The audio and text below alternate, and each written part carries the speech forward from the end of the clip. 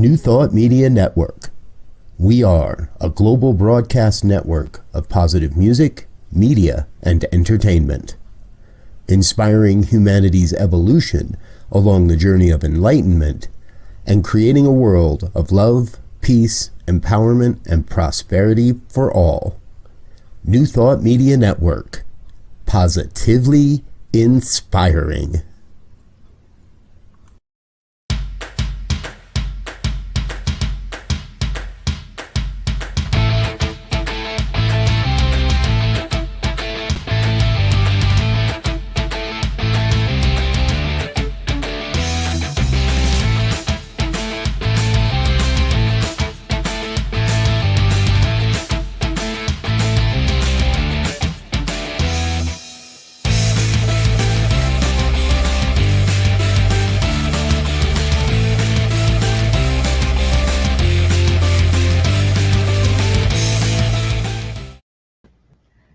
Good morning, good afternoon, good evening, and welcome. We're so glad you're here with us wherever you're tuning in from. We know it's one of those time zones, and we're just happy to be with you.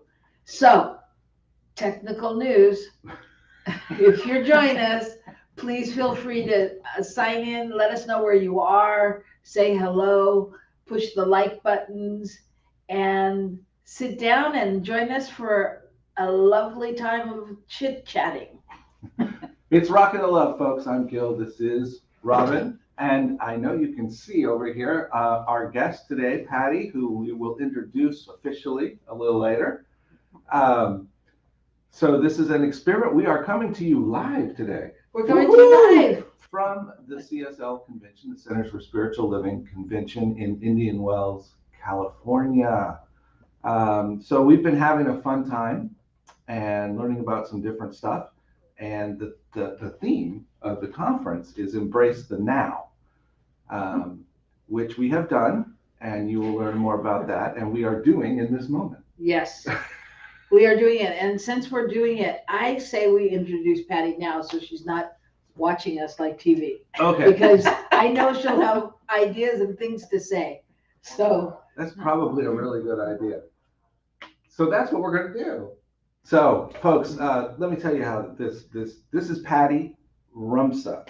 She is a minister, a reverend, and she is the co-director of Golden Heart Spiritual Communities. And I know that she has a real heart to connect people and to serve the larger world and community. And I learned something about her in the last 2 minutes, and that's that she's been very much involved in youth work throughout her life, which she doesn't know, but is very common with Robyn and I. Yes. So really briefly, embracing the now. We're going to have another guest on today as our first guest. We're very excited, and then they couldn't make it. And Patti, I met yesterday. Yesterday. We met Patti yesterday. And I just today went into a moment of going, what do we do? And had a moment of vision. And the only person that came to my mind was Patti. So we're going to see why that is while we have this talk, because no pressure. Thank you. There's intentional relationship is our theme today. Yeah. Right? And it really felt like somehow this was an intentional thing that needed to happen, even though it was a very quick thing that needed to happen.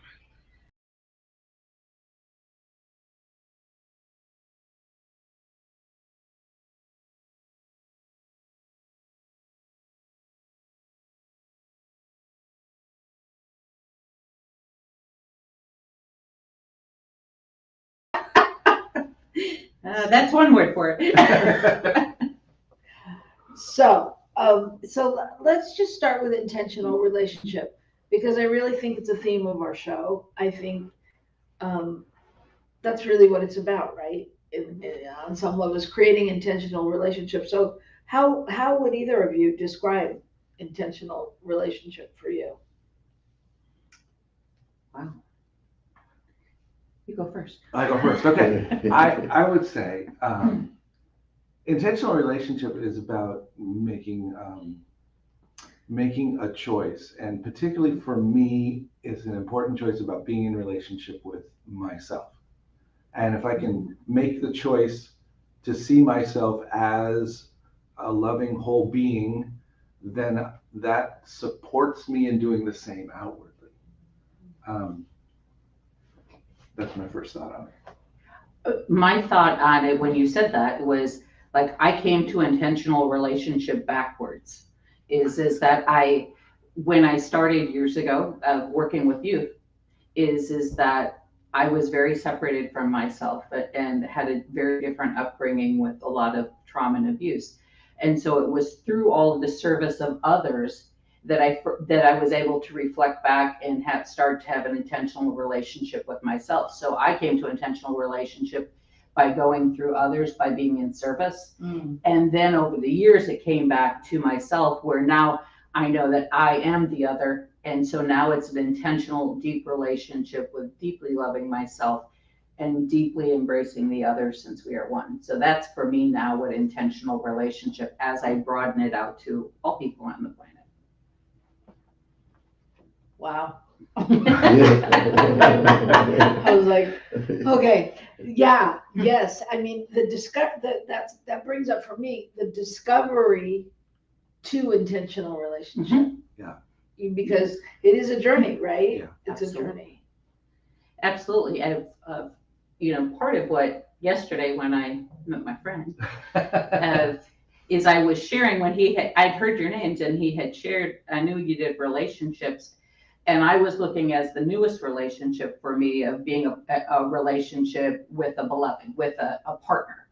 And that it became very intentional for me, but I finally found some of the missing pieces. And so I had an intentional relationship with my divine. I had an intentional relationship with others. However, I left that deep intentional relationship of that type of partnership out. And so that's my new discovery.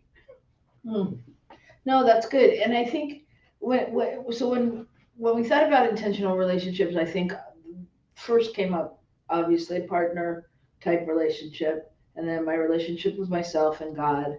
I'm not saying it like they're nothing. Yeah. Those things.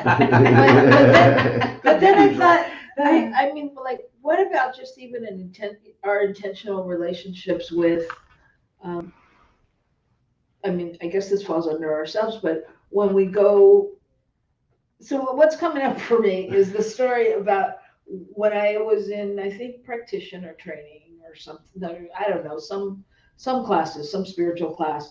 And I realized I used to go to my friend's bar, and I'd sit at the bar and he'd have the TV on and we'd watch Jerry Springer show. And I was like, I can't do this anymore. Like, just those choices we make about being intentional with our choices. What do we watch? What magazines, what gossip do we subscribe to? Where, how do you begin to be intentional in that way?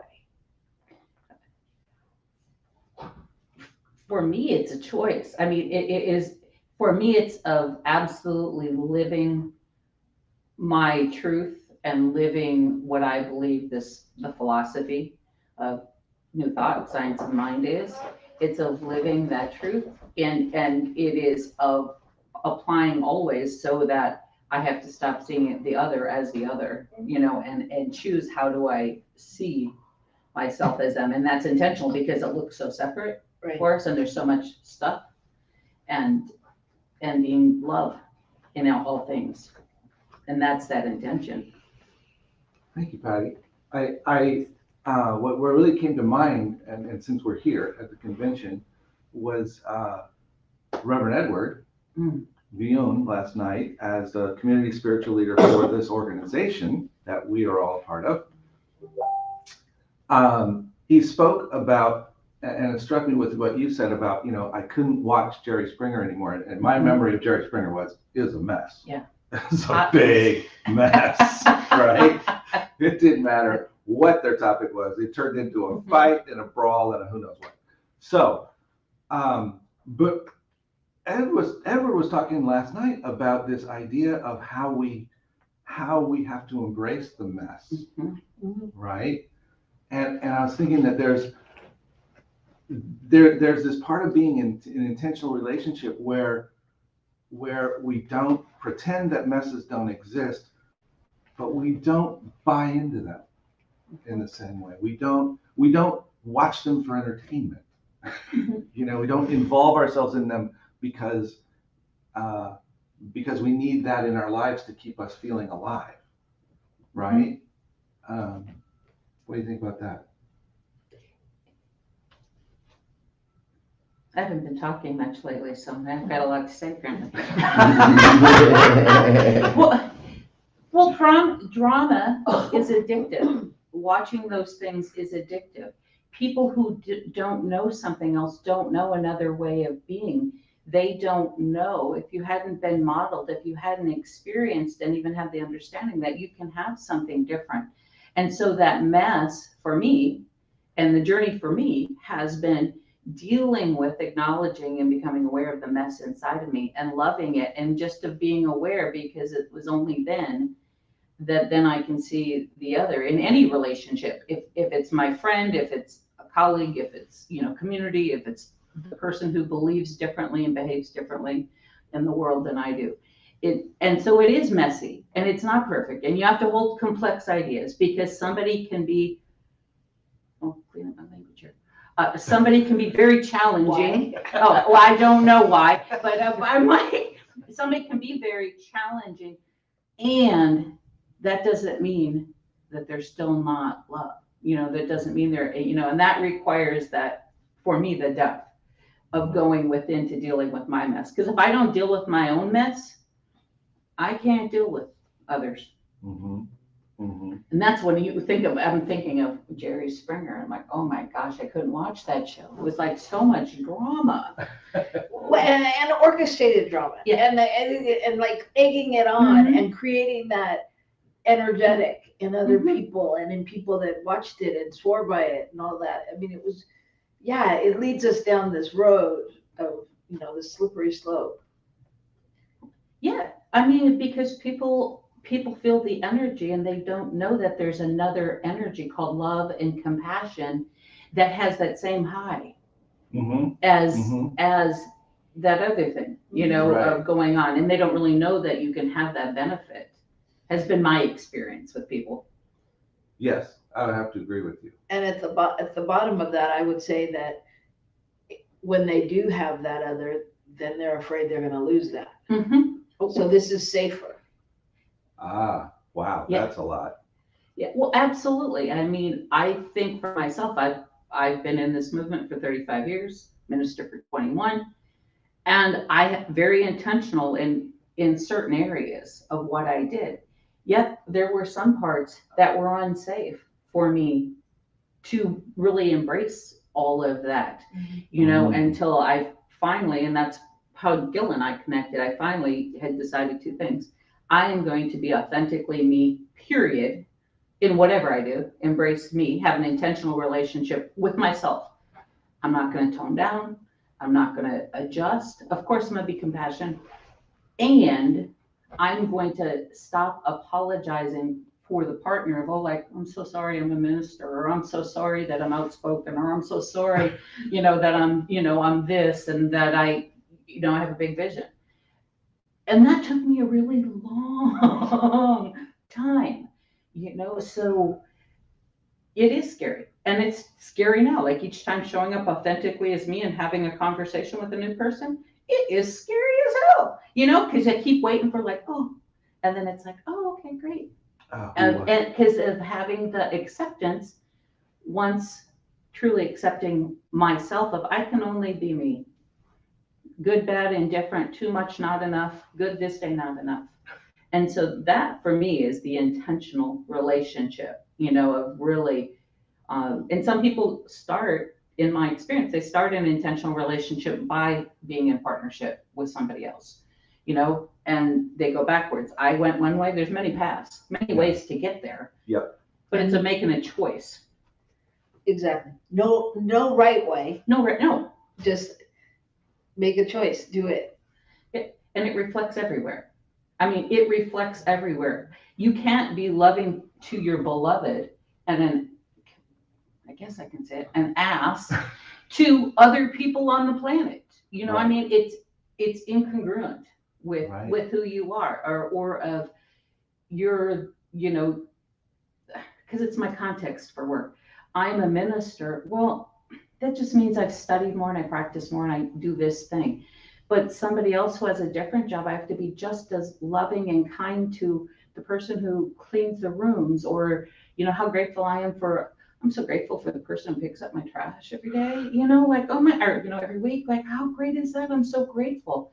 But that is only when, for me, I can embrace that we're one, you know. So for me, it's an intentional relationship with every human being on the planet. Some days I'm better at it than others, though. Let's be honest. I'm not like, oh, you know. Yeah. You can ask some people. Well, I'm actually good at it all the time, right? What's wrong, Rockin? Yeah, no, I think that's great. On that note, I think we should go to a commercial break. That's what I think. So, folks, let's hear a few words about the New Thought Media Network and about what's happening. And we will be back in a few minutes with Patti, and we will be rocking the love some more and talking about intentional relationships.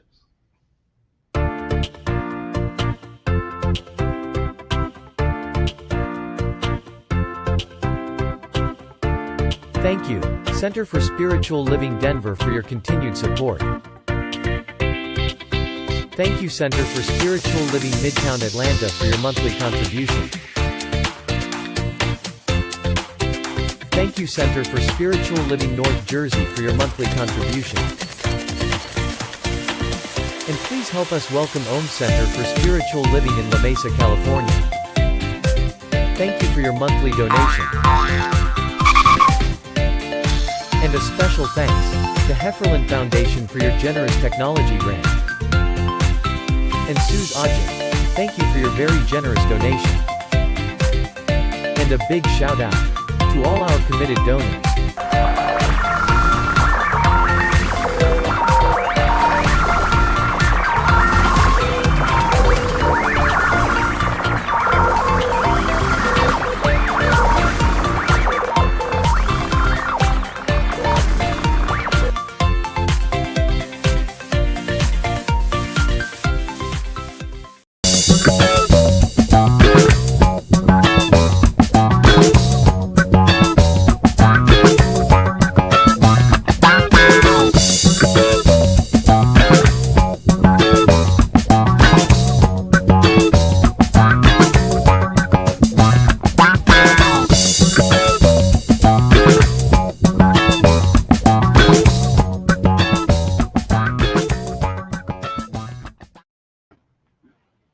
Hello, we're back. How are you? We're glad you're back with us. I'm Gil. And I'm Robyn. And we are That's rocking Patti. today. And I'm Patti. With Patti. Oh. So we're having an interesting discussion a few minutes ago. Something that came up for me, you were talking about deciding to be yourself, deciding to show up and, unapologetically, right? And what struck me is it reminded me again of something that Edward talked about last night, and that was putting up the filter, putting up the screen and the filter, and and the idea for me that came through when he said that was that we try to put on whatever persona we think will make other people happy, right? Somehow they'll like us more if we have rosier cheeks, or whatever that thing is. They'll like us more if we're not as loud. They'll like us more if we're not as talkative, and the reality is that if I'm always doing that, I'm never being Gil. And I think for me, a huge part of finding that has been being in relationship with Robyn, because she constantly reminds me who I am, even when I don't see it, even when I don't know what it is, and brings me back. And So I really appreciate that, by the way. And Thanks. I was, what you just said and what Patty was saying earlier, I was thinking, and isn't it ourselves that put ourselves in this box? Mm. You know, because I was thinking when you were saying, I always think about my minister friends who are like, a long time ago when there were chat rooms, they'd be like, I went into a chat room and boy, if you want to clear a chat room, you just say you're a minister. You know, and things like that. But then I think about like Ayala Van Zandt or Michael Beckwith, and then it's cool to be a minister. They've made they've shape shifted so that it's not really their identity, it's just part of their credentials somewhere. You know what I mean? I think that for me and my colleagues, some of the people I know, is I think that when you get to a certain status, you're in a whole different boat, you know, of what is possible and not possible. And for me, it was many factors. It wasn't just one factor. So it was my own. I mean, I've been single for a long time, so I didn't have that partner to help bring you back to reminding of who you are. And depending on what your background was, like mine, that was not harmonious, was not a happy family, was not all of those things. I had to learn those things that I learned through ministers and practitioners and people who loved me. So I had to teach myself those things. And of course, I chose a path that I got to practice it all the time. And then, you know, again, for me, there's a lot of rules as a minister. We have a code of conduct. There's how we can interact with certain things. And so, yeah, you do put yourself in the box. And so for me, I only can speak of my box because I know that box really well before. Yeah, geez, was like, it wasn't simple. I mean, I was saying, that's what I told God, just you know, 2 weeks ago at the end of the year, I was like, come on, I'm fabulous. Like, I am really great, you know, but I had to really embrace it, a different thing without the filters, is that I had to embrace, I was sick for almost 2 years when I'd never experienced that. I didn't feel like myself. And if I don't feel like myself, you know, and then I want to filter, like somehow you're going to accept me when I can't accept me and the experience I've had and stuff. And then it was just like, you know, what we teach and what you said was that I can't put on a filter. I can't take away what happened. I am me and I have to be me and embrace it. And it was tenuous. It was tender. And then you have to trust. You know, and again, not being in partnership with somebody, you have to trust that conversation. But the sweetness of when you do your inner work is the divine, you know, I was like, I've made the statement, I'm like, to the divine, you know exactly the perfect person for me, no matter what it was. And I am a minister. That's who I am. I can't apologize. And yes, I used to, when I would date somebody, I'd say as a minister, bingo, bango, isn't that fabuloso? You know, I mean, that was about how it worked. It was not an easy thing at all. And so then you get like, oh God, I'm a spiritual teacher. I'm an education teacher. And a friend said to me, he said, until you accept this is who you are, this is what you do, this is how you show up in the world, nobody can. And I'm like, and it's simple, and we know that. But when you don't have the experience and you don't have the modeling of healthy, intentional relationship, then you can have a healthy relationship with the divine. You can have a healthy relationship with your friends. You can have a healthy relationship with nature.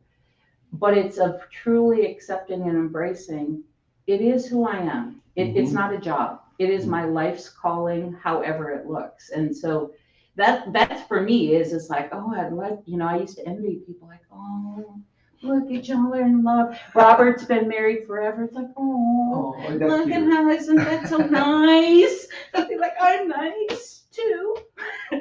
So that's for me is that piece. It took me a really long time to get here, people. And but that's real. I mean, that's the truth. And you know, it's funny that you say that because I remember when I met Gil, and I took him to Agape in Southern California, a spiritual center, and he started taking classes and blah blah blah. And at the end, when we were getting married, this woman said, "All these women here, and you got Gil." Oh man! And I said, "That's what I brought Gil." Yeah, exactly. He came with Yeah. me. But it was that. I mean, Yeah. like that Oh. perception. Yeah, I got it. yeah, Yeah. Wow, I felt that one. yeah. Yeah. Wow. And that's what's out there. And thank goodness that you didn't buy into that nonsense. However, for many of us, it is, and that was sort of how I'd go. It's like, what the heck is wrong? I mean, like, I know who I am. I know I'm this, but there was a part of me who bought into that perception and the story. Otherwise I wouldn't have had the outpicturing, Right. of it. That's just a fact. And that happens in all places in our lives. Absolutely. And I was just thinking, you told the story a few moments ago of stealing a pulpit. Don't tell anyone. But of stepping into a position and finding out later that somebody else had wanted it. Mm-hmm. So it happens, Mhm. right? And that's just how it is. We all have our places we need to be and our people we need to be with. Another thing that really struck me while you were talking and while we've been talking about this topic is that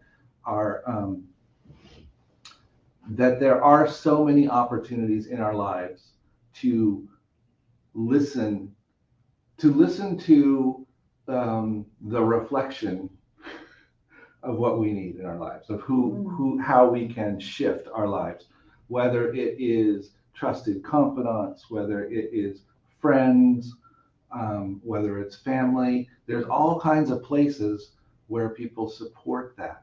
And I think it's important, whether we're in a relationship with a significant other or not in one, to not get too focused on that or on any relationship. Whenever people get too focused on, for instance, being a minister, if I get too focused on how everybody out there is going to relate to me, then I'm going to start having losses in terms of that, because I'm not focusing on who I need to show up and be in those relationships, right?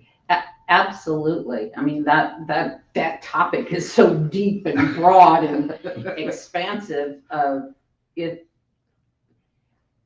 for me, it is again pivotal to everything I do and be and am. Is I have to know who I am and what I stand for and what wakes me up every morning, and that I'm only here to reveal the divinity within me. I'm only here to love and spread joy.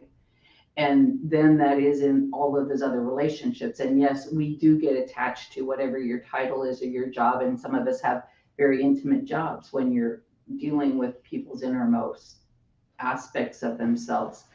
But the thought that just keeps coming back to me in this moment is pivotal is my relationship with the divine. Some people call it God. I don't care what you call it, but it is that level of honesty with yourself, and then everything else, because for me, we're all one, and we have to live it and to practice it and to, and so I don't know if this is making sense, but it is okay. It is of showing up authentically that way. I think of, when we're talking about taking a pulpit that somebody else had intended that I didn't know, but within that process, at some point, things started changing in our country, and what I could once do, I could not do well because it wasn't received well.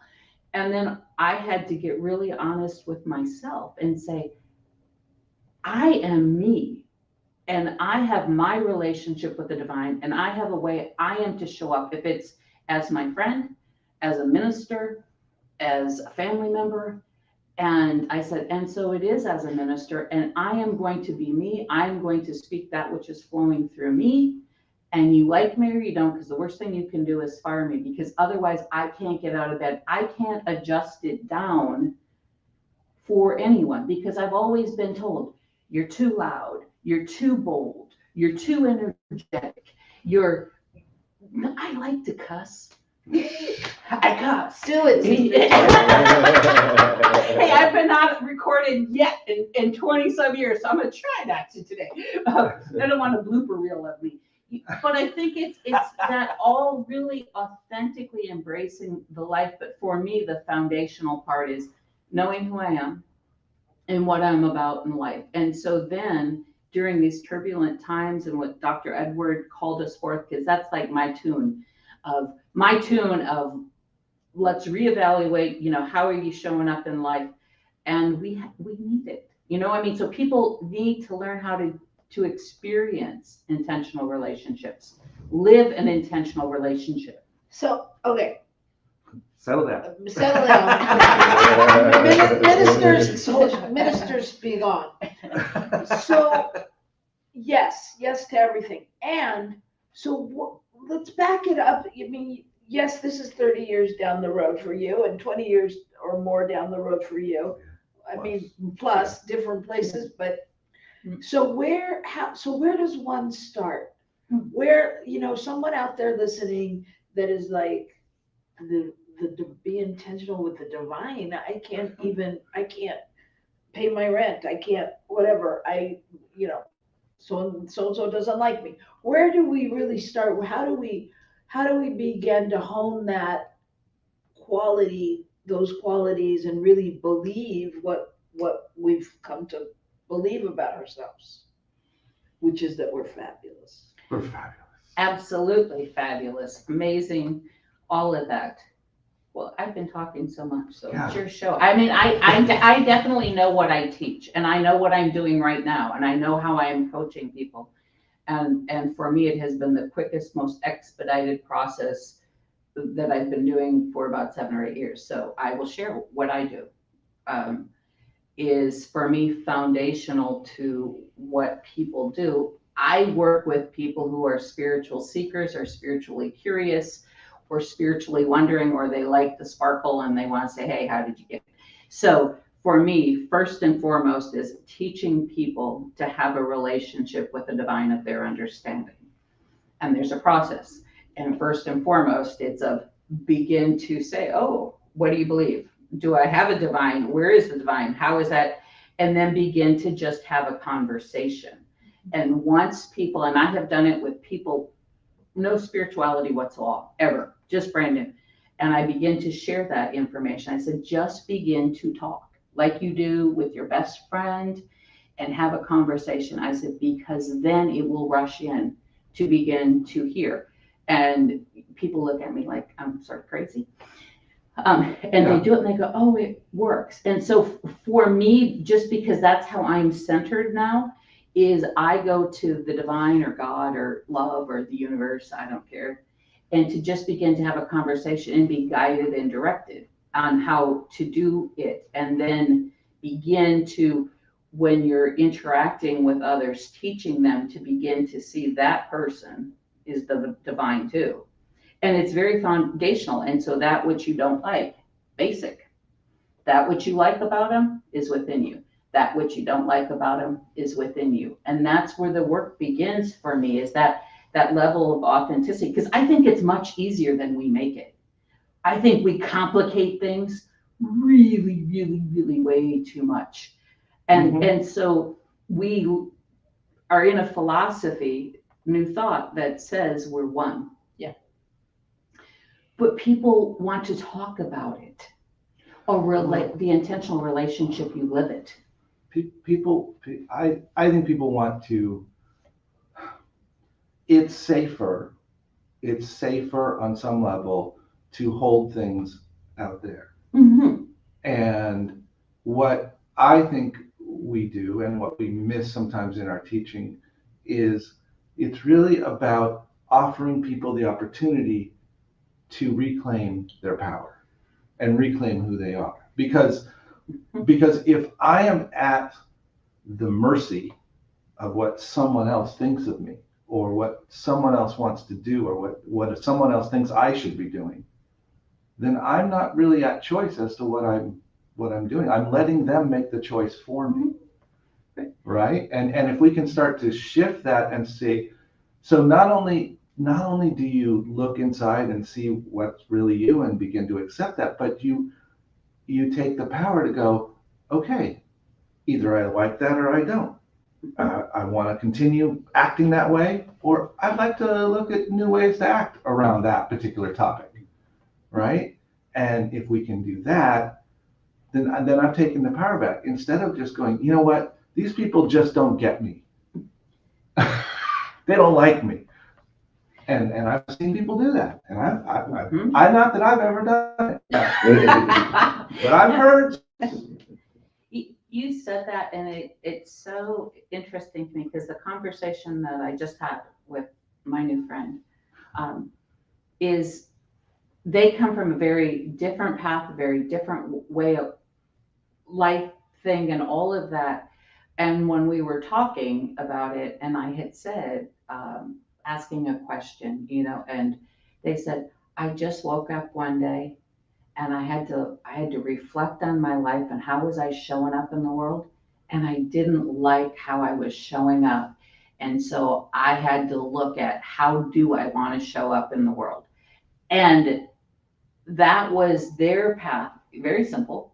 They began to just look at their own behavior and how they were treating people, because part of the share was they were raised to treat people differently. Now, all people aren't raised, Right. but they were, and they just said, I didn't like how I was in relationship with others. And I decided to make a choice. He had a little bit different wording, and it was that simple. So I think that, many ways, again, lead us back to, but at the simple level of, how are you showing up? Well, and that's really what I was hearing is it really starts with an awareness, and just awareness and an opening to what's possible. We all wake up on different days and go, this is a good day, this is a bad day, whatever, in our experience, in our world. But really being able to separate and listen in a new way, because it's one thing when we listen to the stories and the old, and it's another thing when we listen and go, do I really believe that? Is that really the truth? Do I not like to get up in the morning, and do I have to have coffee to get moving? Or is this something that I've been told and this is what I do? Really beginning, it's like you really begin to be an explorer and start to explore and decipher your life and uncover the patterns, and then come the willingness, to surrender to whatever you want to call it, the divine, the universe, the infinite. But I'm going to just say, even to surrender to your truth, that, if you've been told all your life that, you're not a good artist, or you're not good at this, that, and the other thing, is that the truth? And is that, can you begin to change that thought pattern? So it reminds me of the Christmas pot roast story. Heard this? Yes. Yeah. Yes. Where we cut off the ends of the roast and put it in a pan, and then we find out, hey, Mom, why do we always cut this off? She goes, I don't know. Ask Grandma. She always did it. Grandma, why do we do this? Well, I only did it because my pan was too small. That was it. I had to cut it off to make it fit. But we get an idea in our head, and suddenly we think it now becomes factual and true in all situations, and that's not the case. Absolutely. Well, and I think that you have an awareness, and you can have an awareness, and then you look at what the story is, it true? And even if there is that part of you that says it is true, I'm not worth very, you know what I mean? Because you can be very separated from the truth of who you are. Still is that then you become aware that that's what you're aware of. So you become aware that, oh, I don't feel good about myself. Oh, this is, because once you accept, as Edward would put it, the messiness, once I accept my nature is to be loud. No, my nature is to be a smartass. It's just who I am. I knew there was a reason I liked you. Once I could accept that, and my nature is to be compassionate, and my nature is to be loving. Once I accept, we can accept the nice stuff about us. Yeah. But the other stuff is once I became aware of it, then I could say, so I could do it consciously, say, is it true?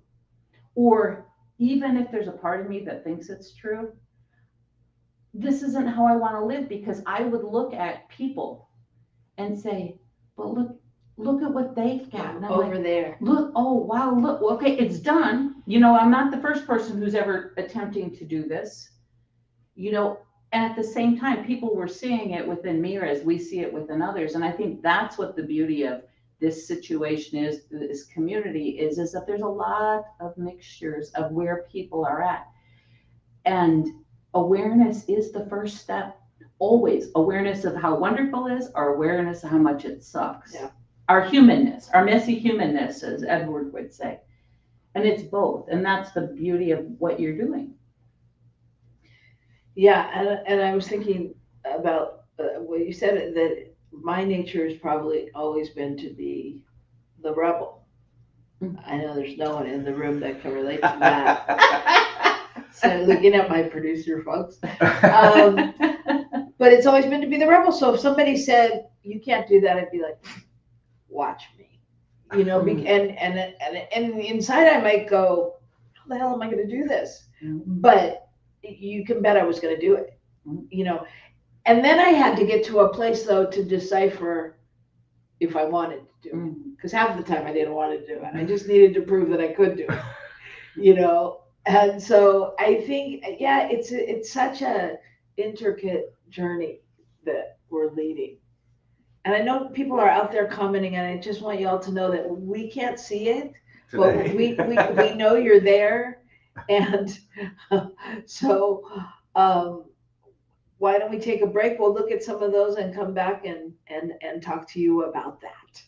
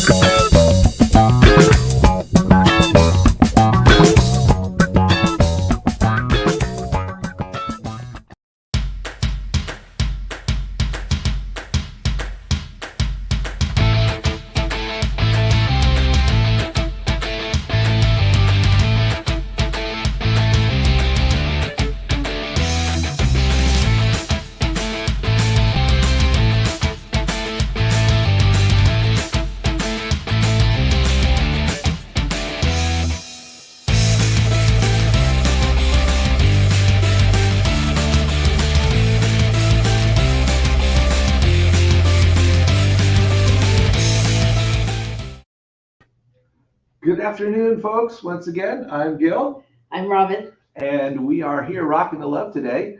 And for those of you who may have joined us since the first part of the show, I wanted to take a moment and reintroduce our friend Patti, which we've just determined I have known for less than 24 hours. So this is Reverend Patti Rumsa. I'm looking at her card because I want to make sure I pronounce the last name correctly. And we haven't even asked you where you're from. Where you take up residence in these days. I currently, as of the last year and a half, I live in Oklahoma City. Wow. I've lived a few places, but that's where I am at now. Okay. Well, she's a co-director of Golden Heart Spiritual Communities. She has multiple gifts, I know, and I've heard about many of them so far.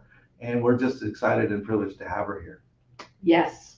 And we've been talking a lot about intentional relationship with ourselves and with the divine. And so my question is, how do you take that out into the world? And just before you answer that, we've heard a little bit about this from you. And we know that you are rocking the love in the world. I mean, you're really opening up portals not only for your community, but the larger community. And tell us. Thank you. And thank you again for having me here. So there's two ways right now, or a few ways right now that I'm taking it out. One is I'm co-director with a dear friend of mine of 35 years in Golden Heart Spiritual Communities. And our passion is supporting people on a spiritual journey of life, of discovering who they are and forming sacred circles so that people in general can support one another, learn and grow together, that practitioners can learn and grow together, and that ministers can learn and grow together.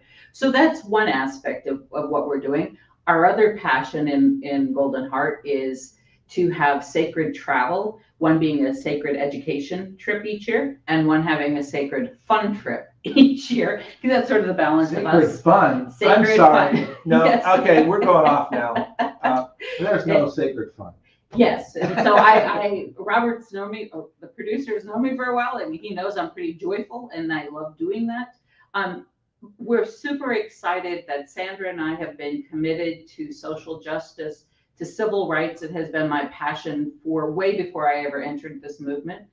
And so at the end of April, we are taking a civil rights tour in Alabama. We're going to Montgomery, to the Legacy Museum and the Living National Memorial. I call it a different name. I call it the Lynching Museum because that's what it is.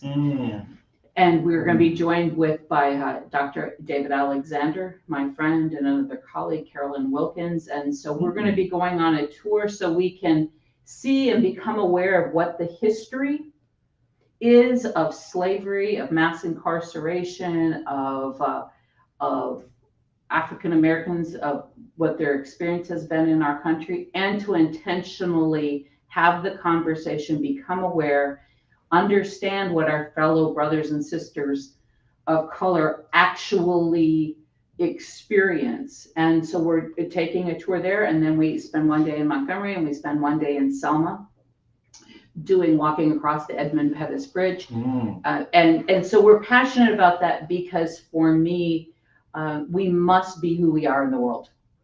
And I am like, enough is enough. And I personally, while I'm doing it, I believe passionately that white people need to take responsibility for our activity on this planet, and we must become aware.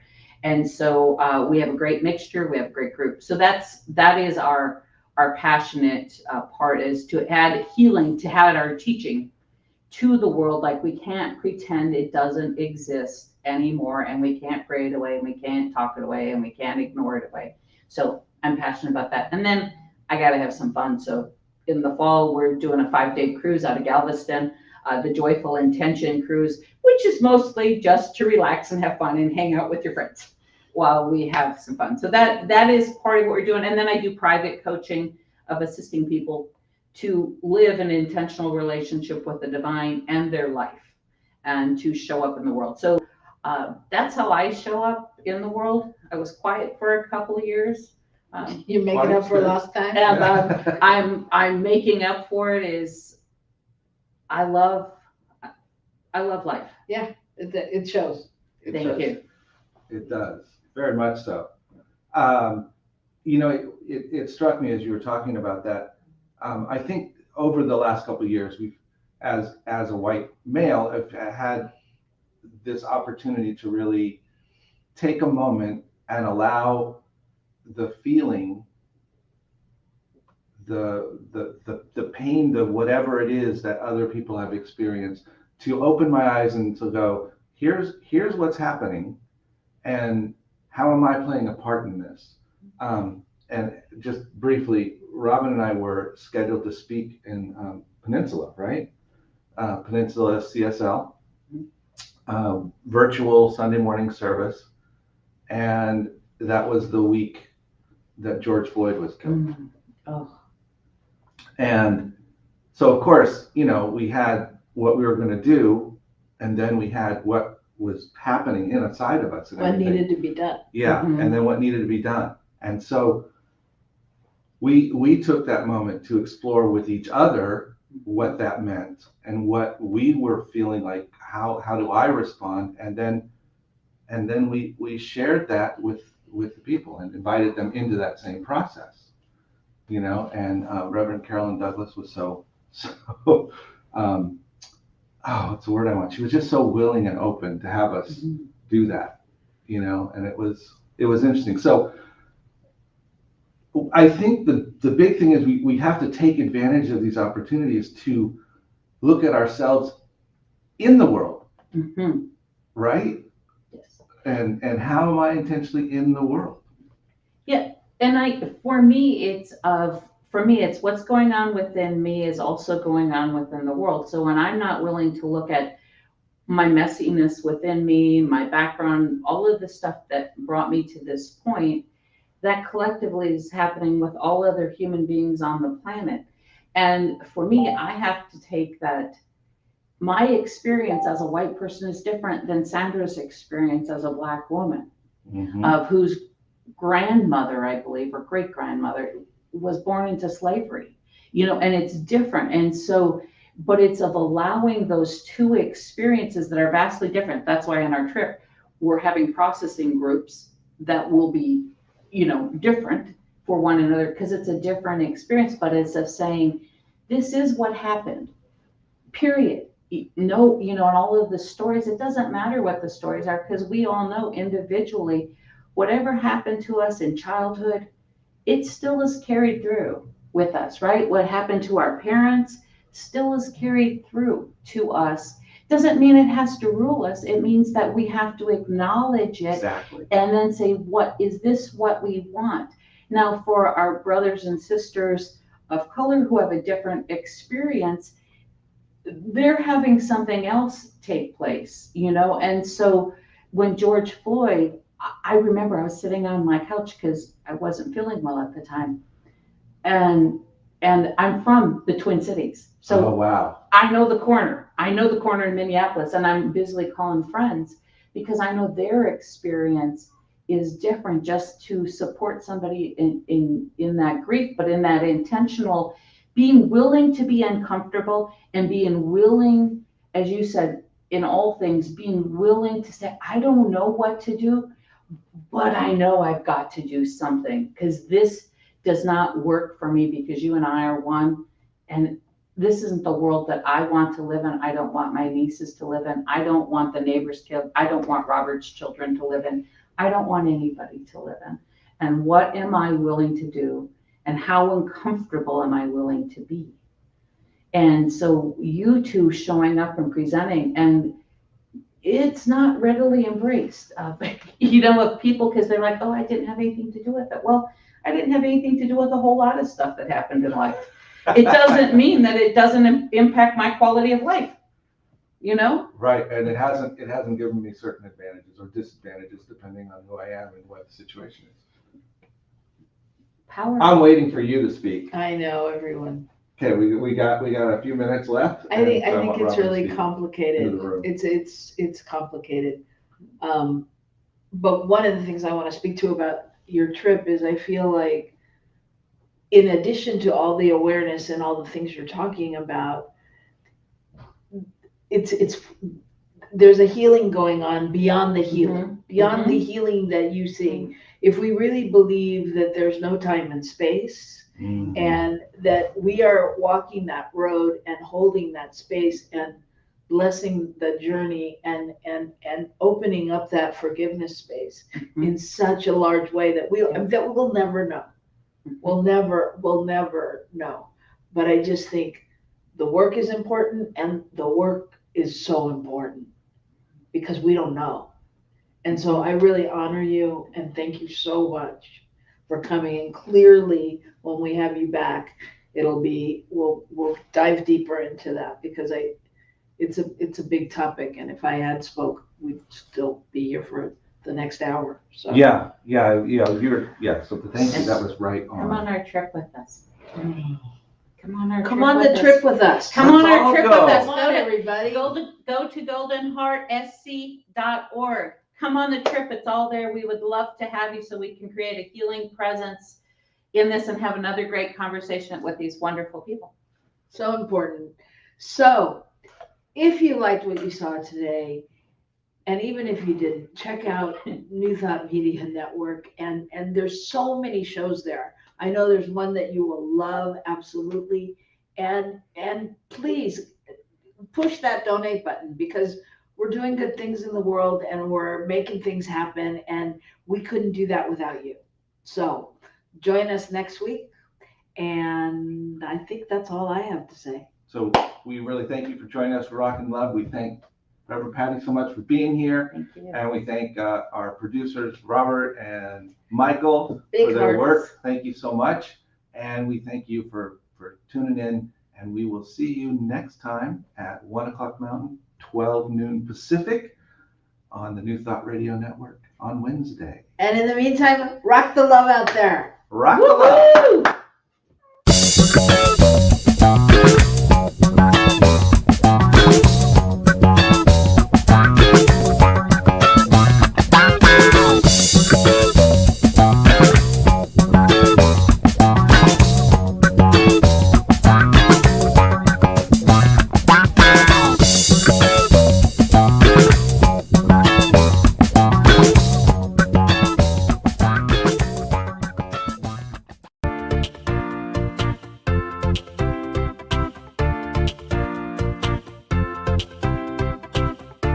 Thank you, Center for Spiritual Living Denver, for your continued support. Thank you, Center for Spiritual Living Midtown Atlanta, for your monthly contribution. Thank you, Center for Spiritual Living North Jersey, for your monthly contribution. And please help us welcome Center for Spiritual Living in La Mesa, California. Thank you for your monthly donation. And a special thanks to Hefferland Foundation for your generous technology grant. And Suze Ajay, thank you for your very generous donation. And a big shout out to all our committed donors.